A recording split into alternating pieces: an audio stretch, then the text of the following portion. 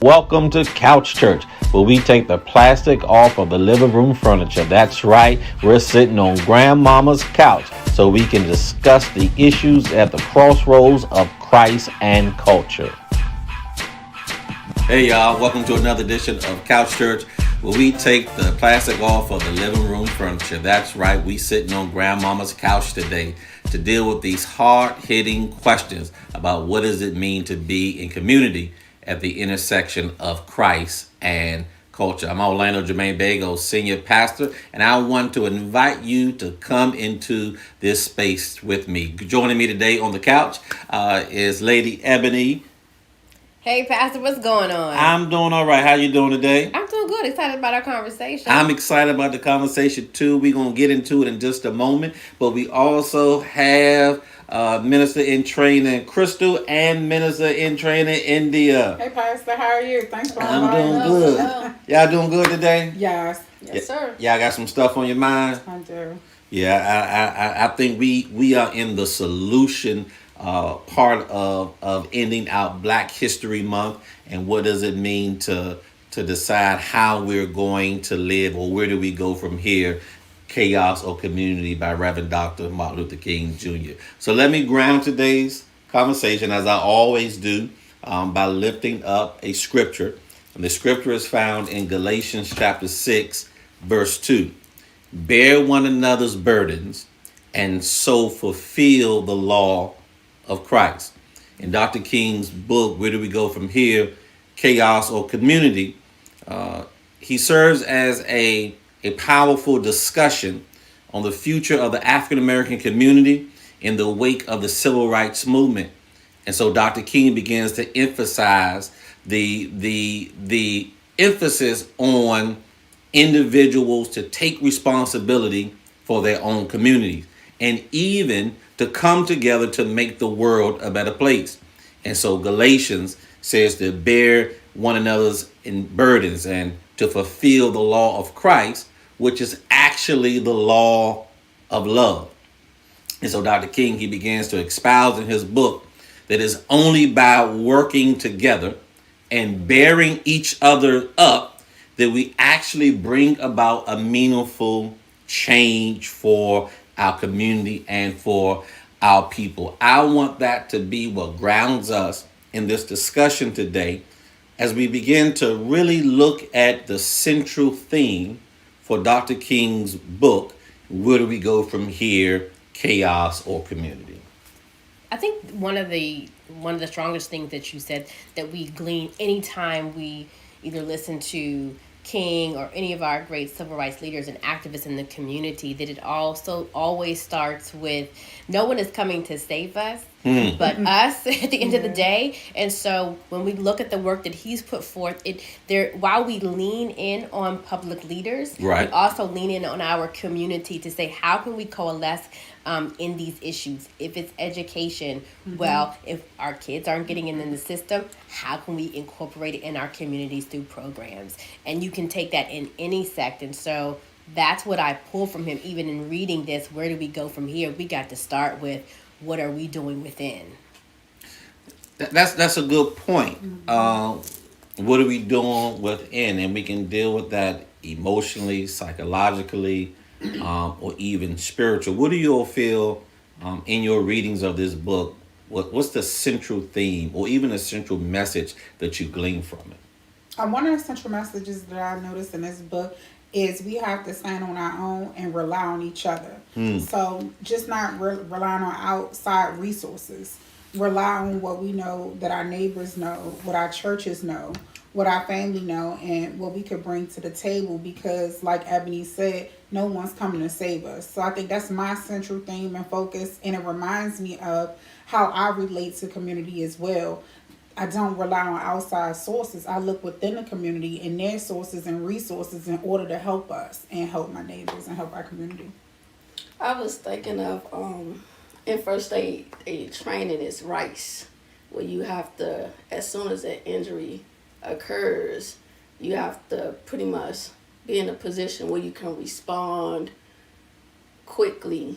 They use the RICE acronym, but I feel as though we need to respond, we need to respect, we need to be involved. We need to collaborate, communicate with each other, and then be, like I said, evolve within ourselves so that we can get our voices heard. You know, when you said rice, the first thing that came to my mind was Uncle Ben. Yeah, I was like, oh wow, this is good. I was like, This is oh interesting. yeah, she about to bring up It's deep. cancel culture Okay. now. They done took Right. Uncle Ben's off of the rice Aunt box. Jemima. You know, Aunt Mama off of the pancake box.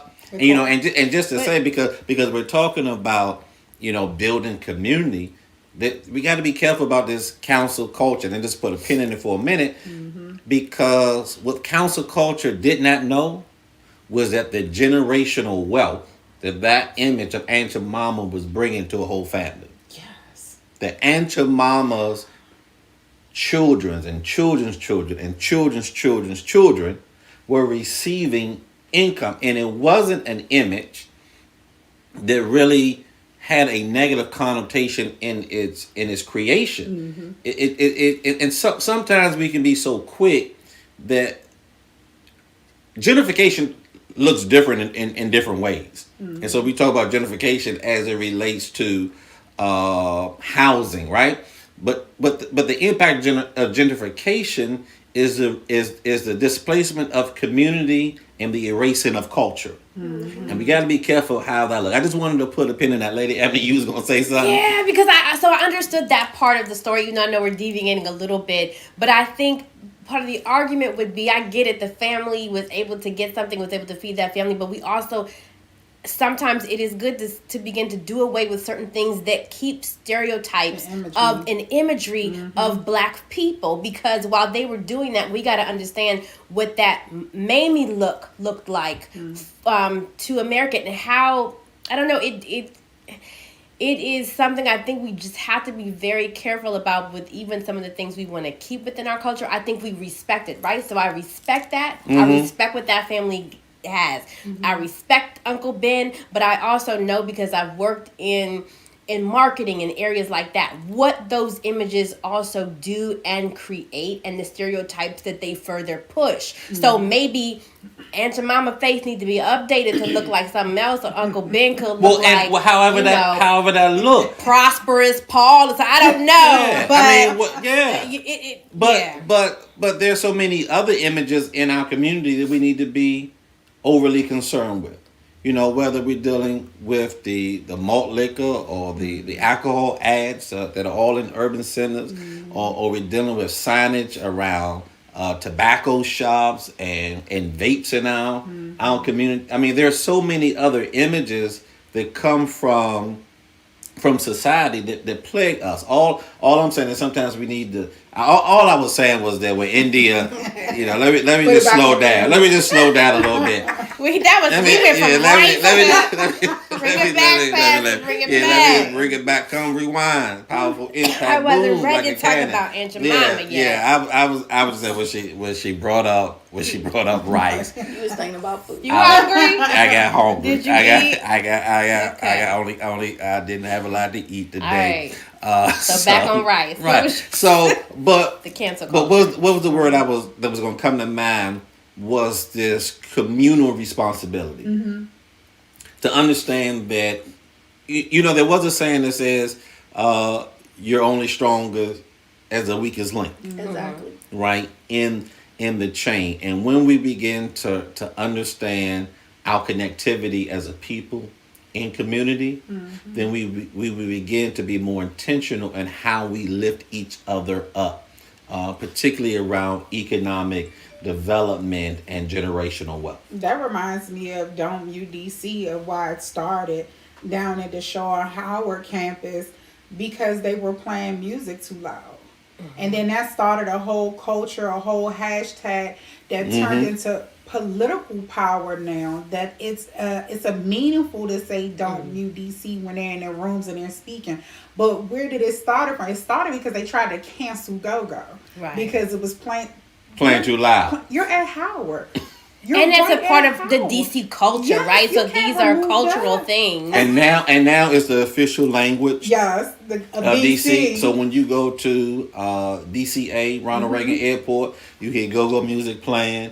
as you're waiting on your plan. But again, that's a part of that institutionalized system of oppression and the dismantling that happens in our community. And we've seen this. This is not new.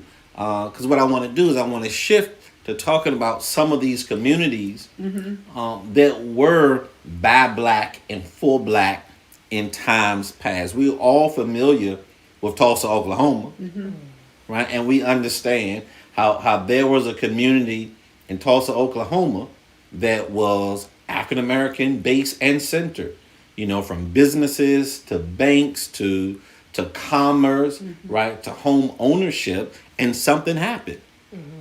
What happened was somebody looked over across the track and said they shouldn't have that anymore, or I want that land, or who do they think they are? And that happens so often throughout our communities when we come to a place of where we try to build. But what I love the most is that we are resilient people. Yes. We are resilient. And that reminds me of a project that's happening, Freedom Georgia Initiative.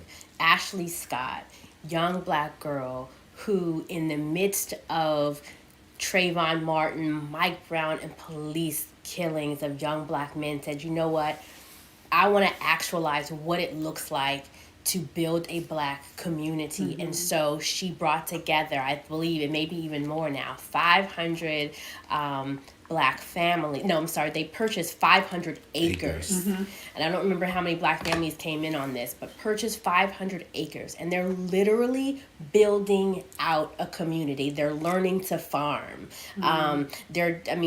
Anyone can invest in this. So it's happening in Georgia. They've got it. I've been watching her all over IG as they build. They now actually have an opportunity if you want to purchase a home. She's linked up with a black realtor to come in. She's also linked up, I believe, with National Black Farmers Association. So it's like literally rebuilding a community. She's got educators in on this. So it is very possible. And she's not the only one. We see this happening, not to a grand scale, but we see this happening in various areas where, because of the backlash that we're seeing, whether it's Don't Mute DC, or even Black Lives Matter or other movements where people say, I'm sick and tired of being sick and tired. That's a good point, because when we're talking about developing black community ecosystems, what we're talking about is bridging economic unity and cultural consciousness. Yes. Economic unity and cultural consciousness.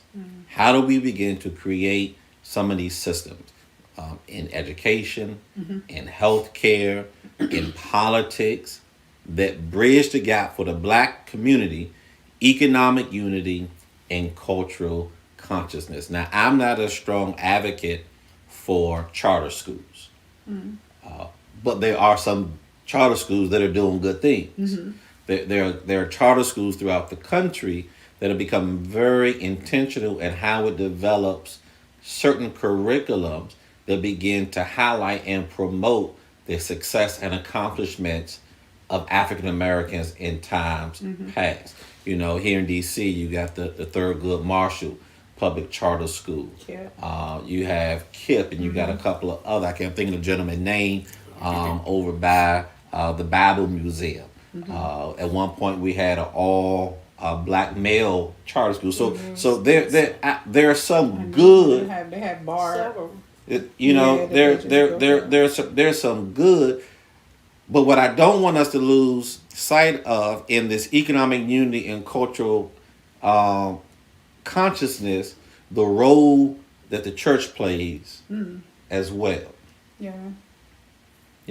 So when you think about community and the black community, and whether it is the Christian church or the mosque, what role do you think they play in raising the level of consciousness of a community for economic unity? They on the front line. I was about to They've say. always been on the front line, because when we get into trouble, we turn to churches. That's all the time. I know. Go there for resources. Yes, that's our first. Don't see them on Sunday. That's but let, Go not get the but, resources. let tragedy happen. Listen, that's honesty Yeah. in all religions. It has, you got to think about it, because as you say that, I think about even when we go back to slavery, when black folk would coalesce, when they would be allowed to coalesce or form, and we were singing songs, right? We were singing hymns, but at the same time, those were strategy meetings. How are we gonna get to freedom? What's the Exactly. next Go plan? lay down my burden. There was always a message in that, and so Down by the the rivers. I riverside. ain't gonna start You singing know that. you know what that was, right? Yeah. That's the time they're getting ready to Right. escape. So it was Right? always Amazing about singer. about about worshiping and about our spiritual faith and connectedness, but out of that also was strategy and planning, right? And development. And so you can see that even now when we even go through the civil rights movement, right? So while we are looking and examining the struggles of black folk, where are a lot of these meetings coming from? The organizations that are birthed out of the civil rights movement are coming out of churches, are being led by church leaders. One of the first black congressmen, Hyman Revels, out of Reconstruction, black, was also a minister. So we cannot separate that. I think many are wondering, though, where is the church? And it's not that the church has separated itself. I think culture has culture done a has separation separated. as people have moved Generation. away Yeah, from Yeah. God. You move away from religion, and when you move away from religion, you move away from institutions around faith, right? And so we lose that connection. And here's what I'm saying: is that too often people come to the church in times of crises, but not in time of community. Not as a time to build and to develop. And so you know I'm a pastor, so I'll say I got folk that say they members who I ain't seen in ages, but let a crisis happen in their life, and they want me there. Now my response is to always be there, because I never shy away from the opportunity to be of service. But that takes us away from what it is to build community and even in the sense of economic unity. We live in a day and age where people are just disinterested for whatever reason with coming to church. I think a lot, especially my generation, feels that they have to be perfect and not sinning in order to come to church. And it was a time in my life where it was a disconnect, even a disconnect with Center Point, with another church I belonged to. I just wasn't ready spiritually in order to connect myself, and I didn't want to be just attending on Sunday. So sometimes it's a disconnect with the lifestyle that I chose to live during that moment, and still have to walk in God's presence on Sunday and be held accountable, because you can't have both sides. With myself, I can't serve two masters. So me, myself, I understood that I couldn't place myself in the church on Sunday and sinning on Saturday and twerking on Monday, or, laying up on Tuesday, because Stop! Don't go no more down the days of the week. but guess where I'm at now? Where the church, when I got back involved, when I recommitted myself to Christ, guess what? That day was replaced with Bible study. Another day was replaced with couch church. Another day was replaced with praising God and speaking with my sister India. So I was accountable, and I didn't feel the connection. The church really didn't do anything but try to be there to support me. It was me and where my walk was with Christ that I was like, let me shy away from church. And what you understand, is that we don't realize that there's no place that you can go where God's presence is not there. So whether it's at the club or at the cabaret, or whether it's at the bar, or you doing what you do behind closed doors, it's the reverence of God that begins to ground us. And absent of that, then we try to shy away from the church as if there's this degree of exposure, and not recognizing that the church is where you come to build community. That is the greatest challenge. When we look throughout this nation, one of the reasons I believe the gentrification is taking place is because the churches have been abandoned. And so there's this absence of community empowerment to say what goes on in your community. There's this absence of community, so that when grandmama died, she didn't know that she needed to have a will to leave the house to her heirs, or she wasn't able to say this is the tax program that I'm in, and so now the family loses the house because there's no longer investment. When you invest in the church, you're also investing in your community, and for us, we're talking about the investment of Black community. That's how you build, for me, economic unity. Businesses should thrive out of the church, right? Resources come in and opportunity ought to come out. Church, we had churches, and we know back in the day, every church had a daycare, right? Now the daycares are removed from the church. You know, back in the day, you can come to the church and get dinner. $5, $10, right? Now those programs are removed from the church.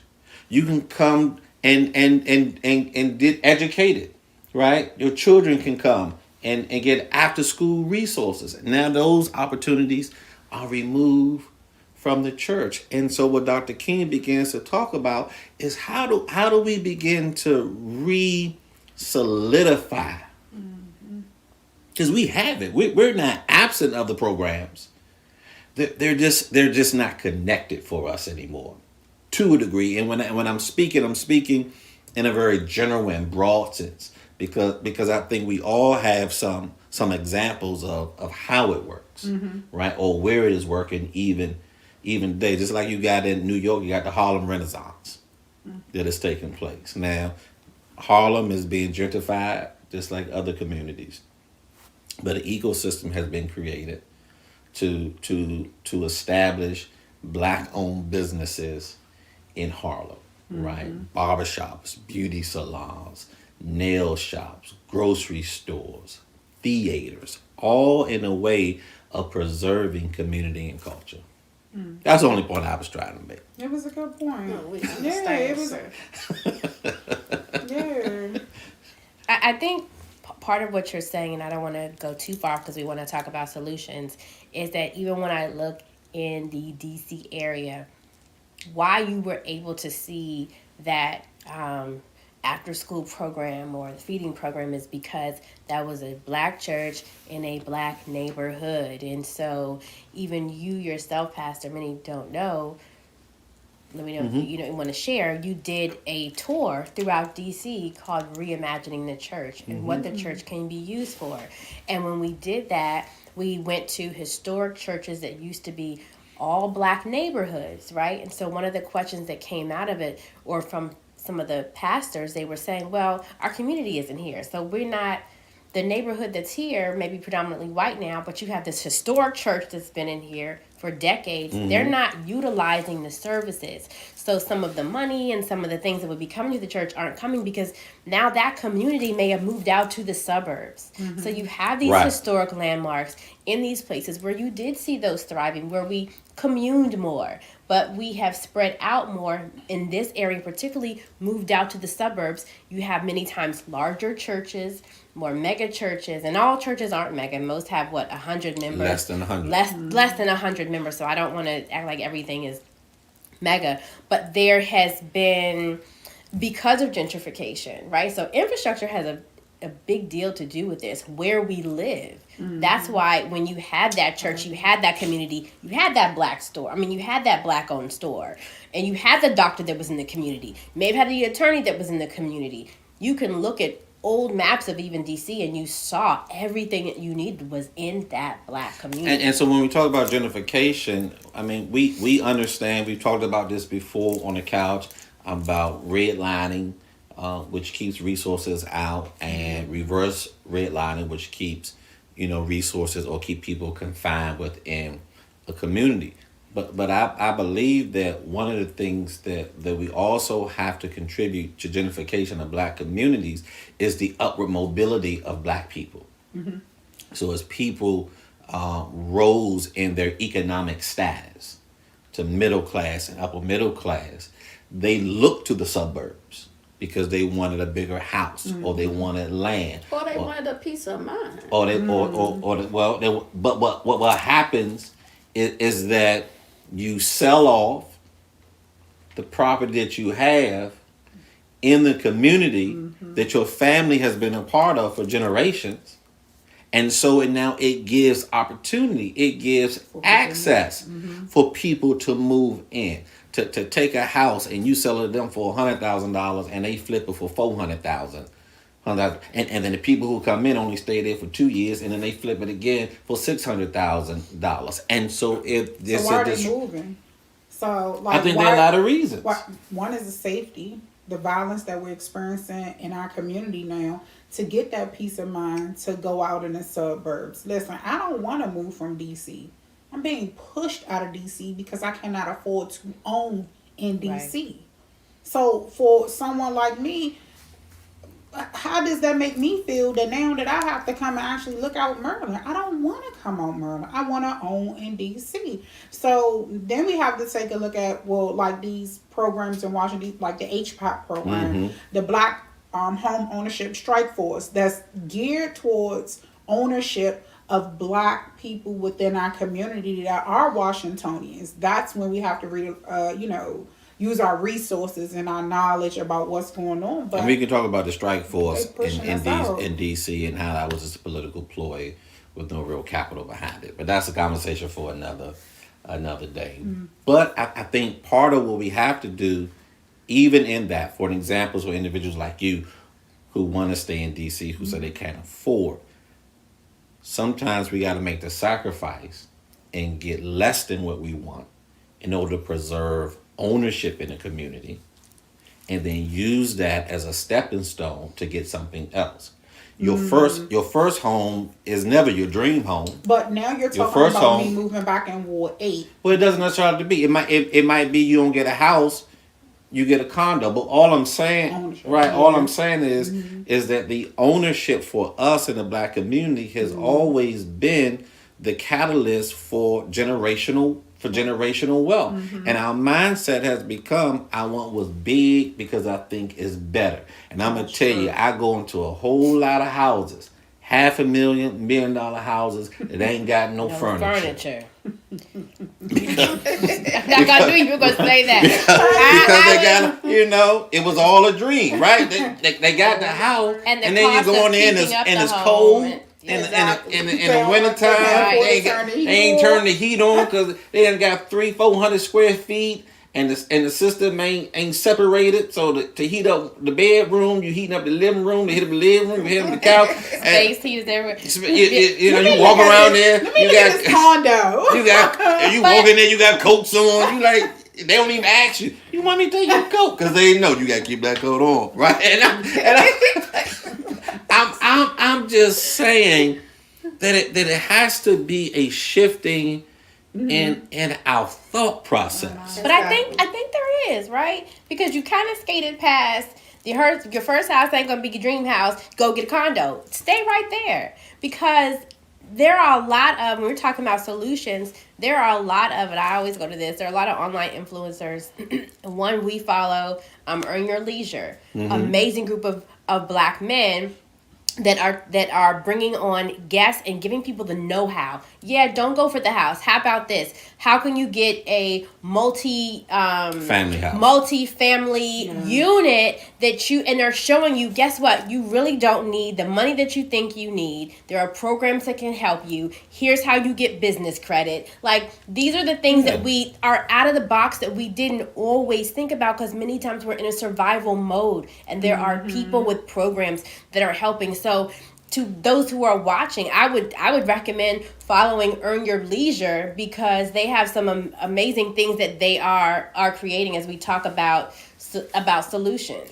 I think what you're mentioning are the new communities. Right. These are new communities that gather on social media platforms, whether it's Instagram or podcast stations, that are helping Black people gain economic wealth.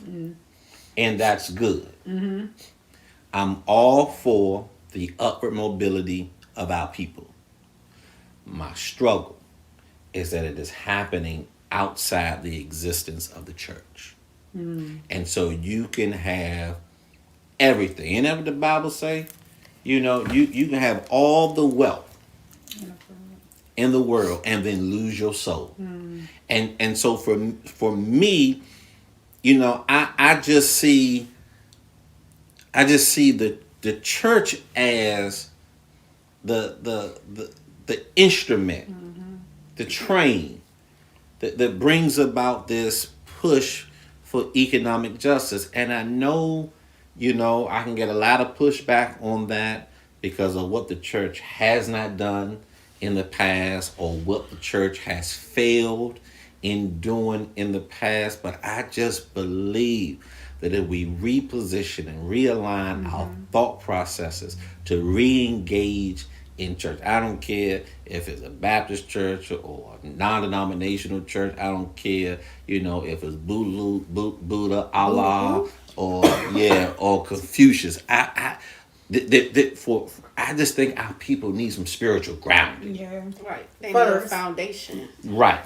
And to help their mindset so that they can evolve and grow into those areas where they can be prosperous. And keep it, because that's the other problem. Yeah. How do we sustain once we do receive it? Because when we get it, we're what? We lose it. We don't know how to manage. We don't know how to manage. Because we wasn't taught. So I guess what you're saying is the church now has more responsibility. It's not just about being there and being a building anymore. You have to have these programs in place, utilize your members who are knowledgeable about the financial aspects, the financial wealth, and put them in place to teach our communities. Whatever we know, whatever we know, we should be teaching other people that's coming behind because us. I think, let's just be honest. I'm a pastor. I'm just going to be honest. I think the church has been so heavily focused that there's been no earthly good. That's okay. Thank you, because I was. Oh, you wanted to say that? I was sitting here. Well, let's rewind. Let's rewind. I You was say sitting it. here like people don't just up and leave because people just up and leave. People, there's a sentiment that you can begin to see boil in a community. And so there's this we cannot be disillusioned at why we see people leaving the church, right? And be honest, during COVID, before, some people were like scared not to go, don't forsake the assembling of the people, And so some people felt like I'm being judged too much, you beat me over my head. And some people during COVID sat down, visited other ministries, and felt like, man, I think I might be able to grow a little bit more this way because I don't have to deal with this, and this. So we have to identify what is it, this, and this. The people are like, I can't really, you're not speaking to me, or I feel like you have become so much like the world in some cases, I can't tell the difference. And it's not the same for everybody. No. And it's a spectrum because you can go from not doing nothing church to wanting my money every time I visit church. Right? You can go from a struggling church to a prosperity driven church, right? And so all of that, the spectrum it's a lot that's involved. It's a lot involved. And let me just say for me, I like good clothes. I drive a nice car, but my people know that I'm also a business owner. Because right. I never once thought that it was you was getting it from a church. You was getting it from pastor. But I tell people you are business and you hustle hard. You are grounded. You are up from in the morning to at night. You're on the ground with us. And right. in the community. Yes, and in the community. And in the community meetings. And with the business but leaders. But I say that because that's the assumption. The assumption of, Pastor got a Benz, Pastor got a Bentley, Pastor we ain't got no Bentley. We ain't got no Bentley. No, not us. No. We ain't even got a Bentley. Right. I got a Bentley screensaver. Right. But even if you know that every you coming in, you driving into the community, you got your big body Benz, you got a helicopter or you pad. got your Range Rover, or you got your helicopter gonna pick you up right there, and your people catching a bus.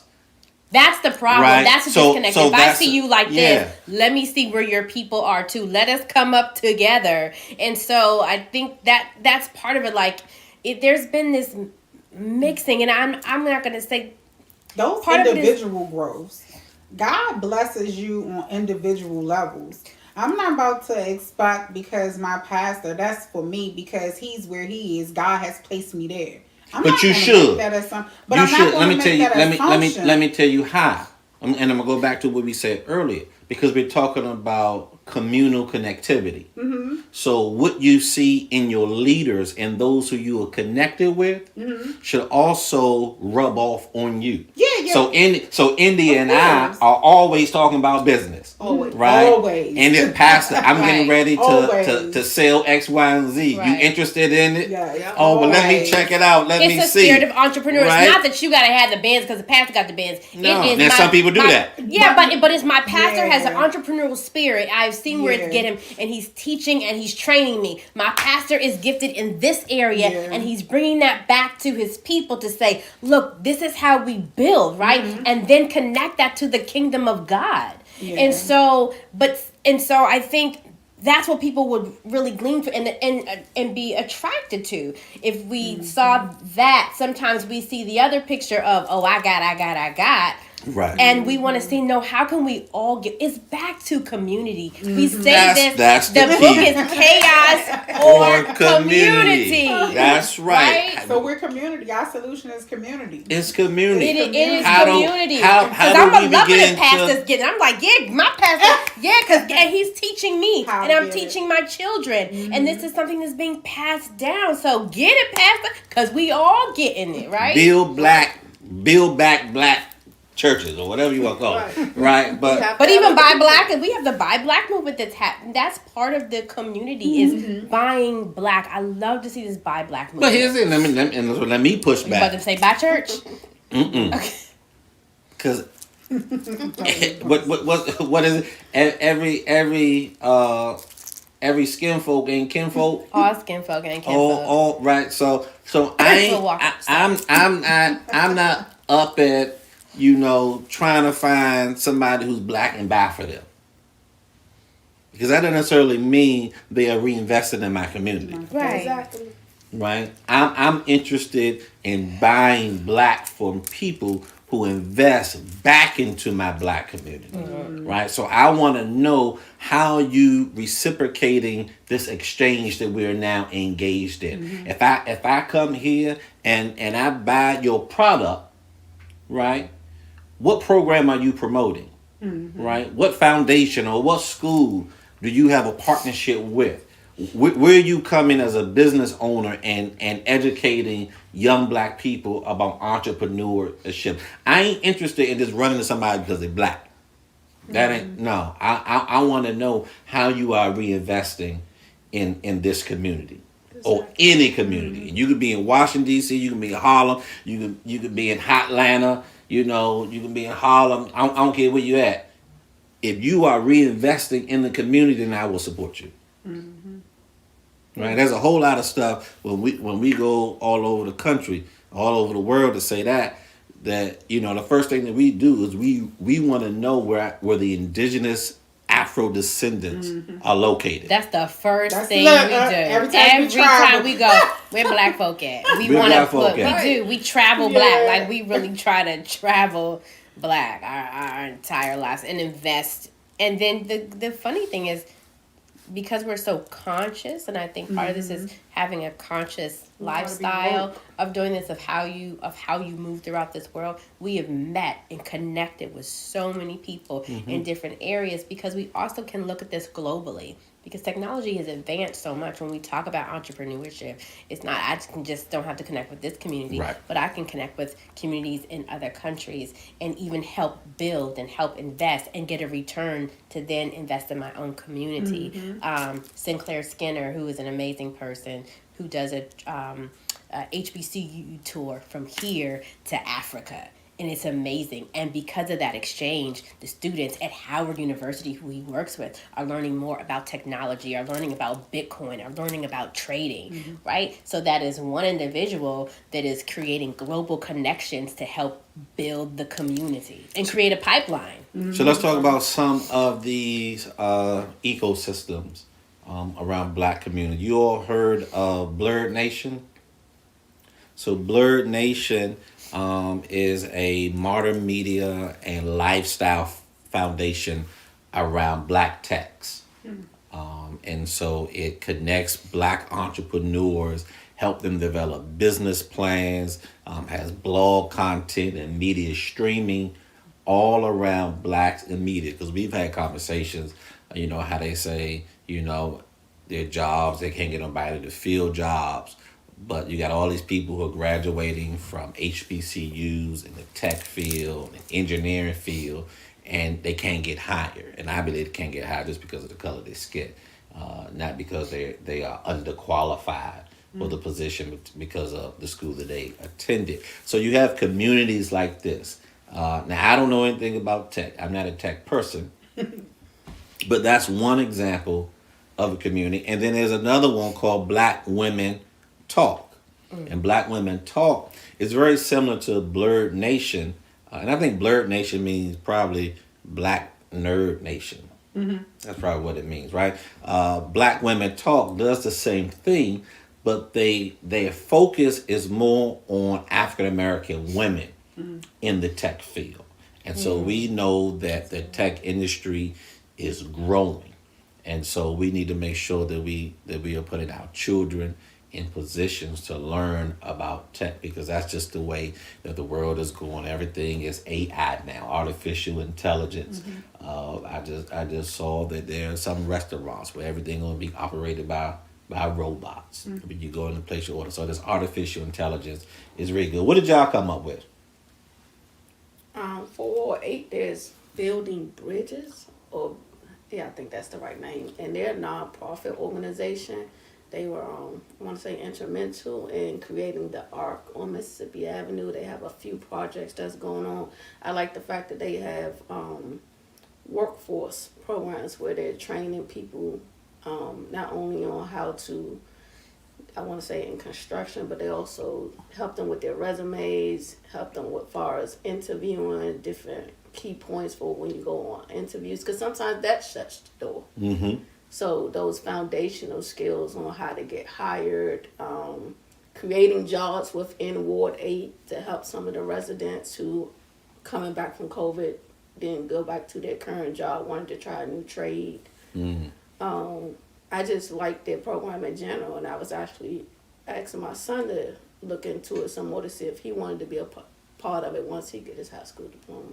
That's what's up. But I also want to say we definitely need more vocational programs in these high schools and these middle schools as well, because there are some middle schoolers that are capable of stepping. I was that child. I was working in middle school. I had my work permit at 14, down in the pavilion, selling pizza, flipping that money to now go work on the ice cream truck, buying my clothes. Like, I worked multiple jobs at 14 years old.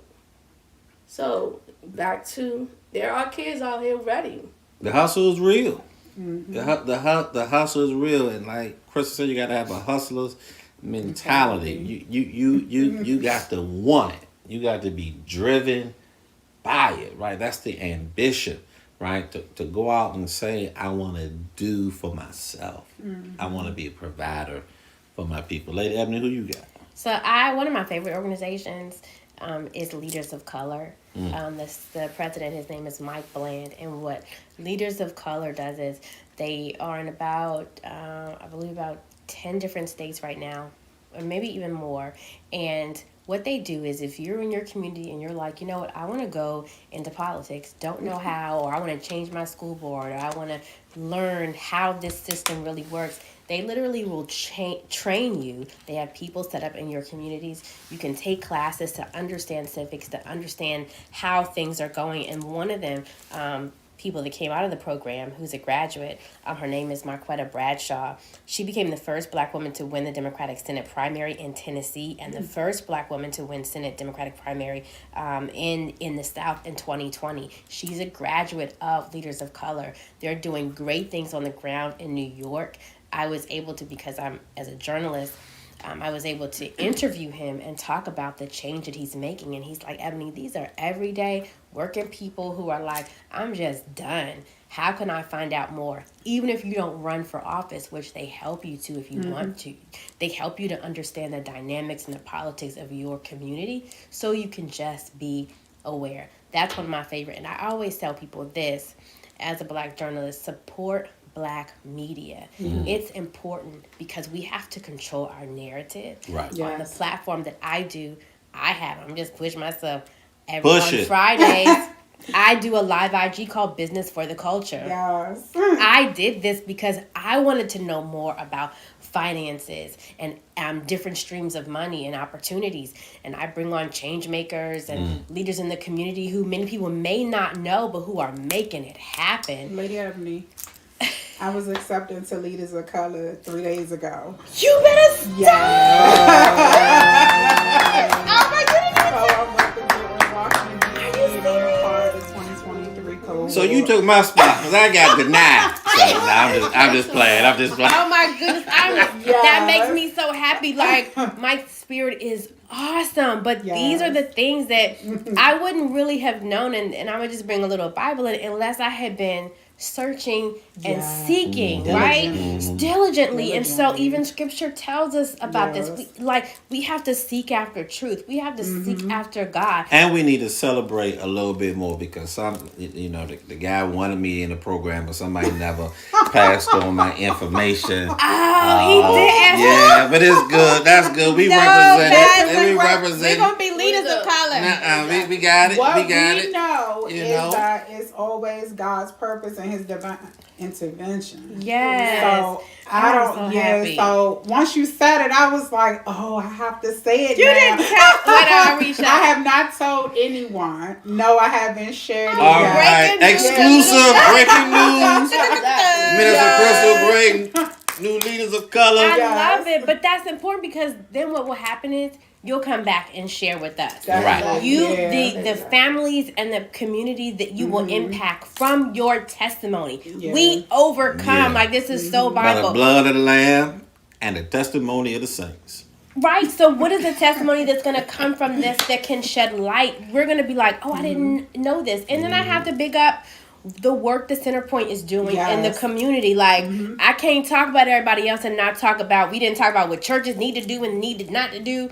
But Centerpoint, Pastor, let me just say this. The work that you're doing, I don't know about your communities, but fentanyl is ravishing and devastating our communities. Yeah. And Centerpoint has been out in the street, ministering to people, but also passing out, I always say Narcan, and getting to know people's stories, because that relationship leads to another conversation to say, how you doing? We were praying for some dude one time, and God gave us a word about what God was going to do in his life. And I remember he said, man, that's what the pastor was telling me today. Right. So it's like, you talk about the church. The difference is that we're not just helping and providing, but the Holy Spirit is then coming in and then speaking and showing us into the lives of people. That's really, to me, a part of the difference of the church, because God is giving us, as we help and lead, God is giving us words for the people and imparting spirit to them. That's a seed. Crystal, you got somebody? So my organization, as far as Southeast community, is in Ward 8 in Washington, D.C. And I think it's so near and dear is because I utilized it. So it all started with financial literacy, cleaning up my credit. And then it turned into the housing program. And then it turned into educational opportunities at UDC, and me giving back and letting others know that this is what they do. And then I followed their pattern that they put in place. And as I took my steps, I was rewarded because I was representing them, and I was also climbing a ladder within their program until, it was no more for me to reach. So Far Southeast Community is a great program to collaborate with. That's reaching back out to the communities in Ward 8 and in Ward 7 in Washington, D.C. And it's near and dear to my heart. I love it. Amen. I remember last time I was in Atlanta, Georgia, I went to what's called the New Black Wall Street. It's in, I think it's Summercrest, right outside of Atlanta. And so these investors purchased a foreclosed shopping center and placed all black businesses inside of it. So there's commercial, there's retail, including restaurants and vendors. And I think that if we begin to reimagine what our community looks like, even the community for the church, how the church needs to begin to invest in owning real estate in our communities and placing businesses with inside of those, right? That does one or two things. One, you begin to stabilize your own community, but you also create generational prosperity for the business owners. And also you have longevity for the church to remain in the community so that things like gentrification don't take place or seniors are not losing their houses because, you know, people going and buying their property off of the tax registry. Or you understand what it means to secure your property and put it in a trust, you know, and things like that. I think that the church needs to be back, particularly the black church, on the forefront. What it means goes back to what I said about economic unity, right? And this cultural competency, right? To understand our value. And when we begin, we oftentimes talk about church preservation, right? But we also need community preservation. We also need to protect those things that are near and dear to us as a people. I love the suburbs. Tread lightly, Pastor. But I would love even more to go back home to the city. You know, my grandparents moved to D.C. in 1945, right? From LaGrange, Georgia. Didn't have too much, but they had enough. And they built a legacy for generations to come. We need to get back to understanding what it means to sacrifice for our people and our community and our family in order to think further beyond our own level of need. So I want to say thank you. Thank you. For joining me today on Couch Church. Now listen, next month, the next couple of episodes is going to be March Madness. Mental health matters. March Madness. Mental health matters. I love it. Right? And so we're going to get into the whole issue around mental health and begin to address some of the stigmas that are happening in the African American community as to why we're not seeking out mental health resources for our family, or the lack of African American mental health providers in our communities. We're going to deal with some of the Eurocentric aspects of mental health that are not necessarily germane to our people and don't benefit us. We're going to talk about the over medication of our people who are in need of mental health services in the black community. So I'm excited because we're going to break it down, take the plastic off of the living room furniture. We're going to sit on this couch and we're going to get a little bit deeper. I want to say again, thank you, Lady Ebony, Minister in Training Crystal, Minister in Training India, for joining me today for Couch Church. Make sure that you follow us on all things at Couch Church DMV. Couch Church DMV here on Facebook, Instagram, and all social media handles. Until next time, may God bless you, may the Lord keep you, and may heaven continue to smile upon you. Peace.